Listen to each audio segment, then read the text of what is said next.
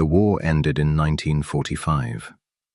The world gathered in Nuremberg and put the men who ran the Nazi death camps on trial. Justice was served. But there was another program, in another country, bigger in some ways than anything the Nazis built. The men who ran it were never tried. They were never charged. They were never even named publicly. Instead, they were protected by the United States government, by General Douglas MacArthur, by President Harry Truman. And in exchange for that protection, America received data. The data from 12,000 murders. In 1932, a Japanese army doctor named Shiro Ishii had a theory. Biological weapons had been banned by international law, and Ishii believed that meant they worked. Why ban something useless? He convinced the Japanese military to let him build a research program in occupied Manchuria, far from Japan, far from oversight, far from consequences. What he built was not a laboratory. It was a factory.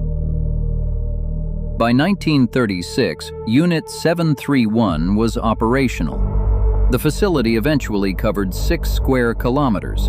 It had its own railway line, its own prison, its own crematorium.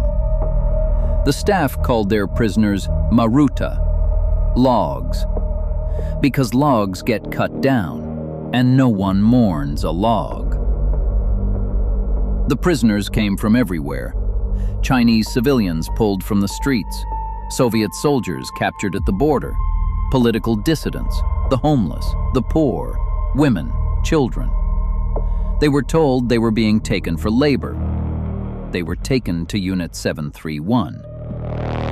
What happened inside those walls is difficult to describe without sounding like fiction.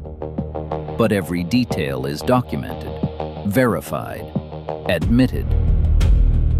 Prisoners were infected with bubonic plague, cholera, typhoid, and anthrax, deliberately in controlled conditions, to study how fast they died and how their bodies failed.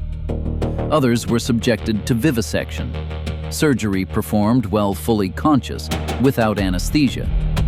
Not because anesthesia wasn't available, because the researchers believed it might affect the results. Some prisoners were frozen alive, their limbs submerged in ice water until the tissue died, then thawed, then frozen again, to study frostbite and tissue damage under extreme conditions.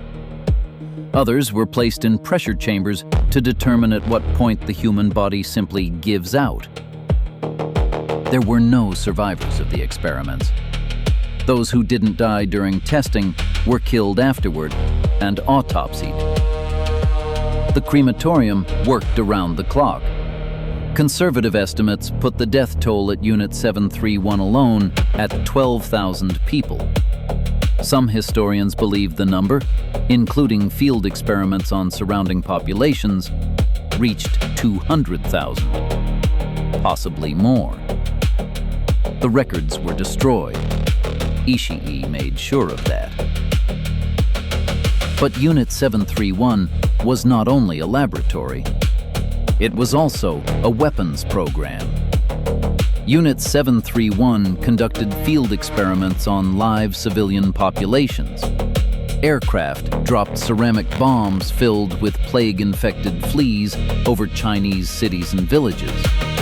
Wells were contaminated with cholera and typhoid. Food supplies were poisoned. The city of Changde was targeted in 1941, Ningbo in 1940. Historians estimate that these field attacks killed tens of thousands of Chinese civilians, in addition to those murdered inside the facility. This was not rogue science. This was policy. The program operated with the full knowledge and approval of Japan's military high command. Hideki Tojo, who would become Japan's wartime prime minister and was later executed as a war criminal, had overseen the Kempeitai in Manchuria during the program's early years. Unit 731 was not a secret within Japan's military structure. It was a resource. On August 15, 1945, Japan surrendered. The Allied powers began organizing war crimes tribunals in Tokyo. The legal team had evidence. They had witnesses. They had names. Shiro Ishii's name was on the list. And then something happened that would define the moral history of the Cold War.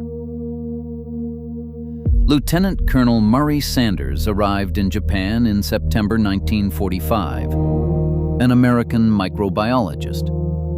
His assignment: investigate Japan's biological warfare program. He was stonewalled. Japanese officials insisted all records had been destroyed. Surviving personnel claimed only vague memories of routine research. Sanders didn't believe them, so he made a threat. Cooperate, or I bring in the Soviets. The next morning, he had a manuscript on his desk.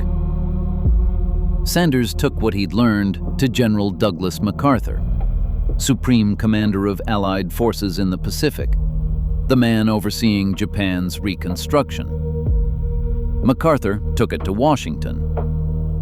The decision that followed was made quietly at the highest levels of the United States government. President Truman was informed. The deal was approved. Immunity. Full immunity. For Ishii, for his commanders, for the doctors who had performed surgery on conscious human beings, for every member of the program who cooperated. In exchange, the data, every experiment, every result, every death, converted into numbers on a page, handed over to American researchers at Camp Detrick, Maryland, the U.S. Army's own biological warfare facility. The legal team pursuing prosecution was shut out. Key witnesses were made unavailable. Evidence was classified. When the Soviet Union put 12 Unit 731 members on trial in 1949, the United States publicly dismissed the proceedings as Soviet propaganda. The men on trial in Tokyo, the ones who were convicted and sentenced to death, never knew that another set of war criminals had already been protected by the same government overseeing their prosecution. There is a word for that. The cover-up required three things. First, classify the evidence. Documents relating to Unit 731 were given the highest level of security classification. They would not be declassified for decades. Second, control the witnesses. American scientists working under MacArthur's authority were made directly aware of what Unit 731 had done. They were also made aware that cooperation meant immunity and that the prosecution must not receive this information. Third, discredit the opposition. When the Soviet Union conducted the Khabarovsk trials in 1949 and sentenced 12 Unit 731 personnel to prison, the United States government publicly called the proceedings a staged propaganda exercise. The American press largely agreed. The truth did not begin to emerge until the 1980s, not through government disclosure, through journalists and historians who refused to let it stay buried. The Japanese government did not formally acknowledge the existence of Unit 731 until the 1980s. A Tokyo court did not officially confirm that Japan had conducted biological warfare until 2002. For nearly 60 years, the official position of two governments was, it didn't happen. Here is what happened to the men who ran Unit 731. Shiro Ishii, commander of Unit 731, returned to private medical practice in Japan. He was never charged with anything. He died in 1959 of throat cancer at the age of 67. His subordinates did not disappear. They thrived. One became governor of Tokyo. Another became president of the Japanese Medical Association. One ran the Japan Green Cross Blood Bank. which was later involved in a major scandal over HIV-contaminated blood products. Another led Japan's Olympic Committee. These were not men who hid, they were celebrated. Aided by the American cover-up, the Japanese government's denial, and the silence of every man who had been there, they moved through post-war Japan as honored citizens.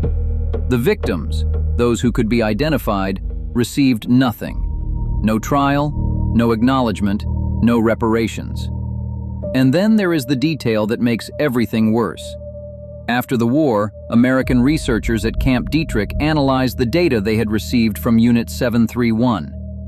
Historian Sheldon Harris, one of the foremost scholars on this subject, concluded that the scientific value of the information was minimal. The methodology was crude.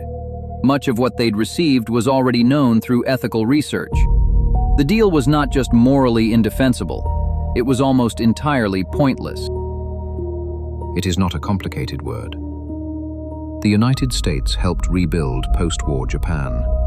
It prosecuted Japanese war criminals in Tokyo. It positioned itself as the guarantor of a new international order. It also granted immunity to the men who ran a death factory, silenced the prosecution, called the only country that did hold trials a propagandist, and classified the evidence for 40 years. In exchange for data that turned out to be nearly worthless. Some historians call it a Faustian bargain, but Faust at least got something for his soul.